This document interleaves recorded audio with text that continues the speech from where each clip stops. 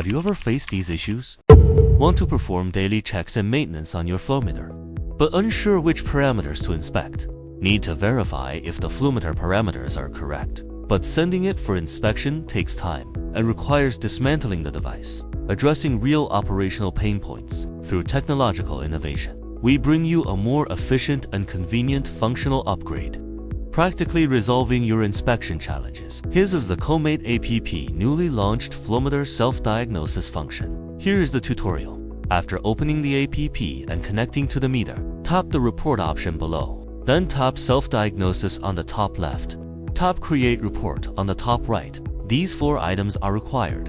For process description, enter the measurement medium. Tap nominal diameter. If the current diameter is correct, tap pass. Enter the calibration time and validity period. Tap measurement medium. The existing medium parameters in the meter will be displayed. If it's correct, tap pass. Enter the working pressure and temperature. Tap measurement range. The internally set range of the meter will be shown. If it's correct, tap pass. Tap unit of measurement. The measurement unit set in the meter will be displayed. If it's correct, tap pass. The next step is communication configuration check. Before checking, ensure there is no flow in the pipeline. Tap 0 check. If the result is between 0 to 1 V, tap pass.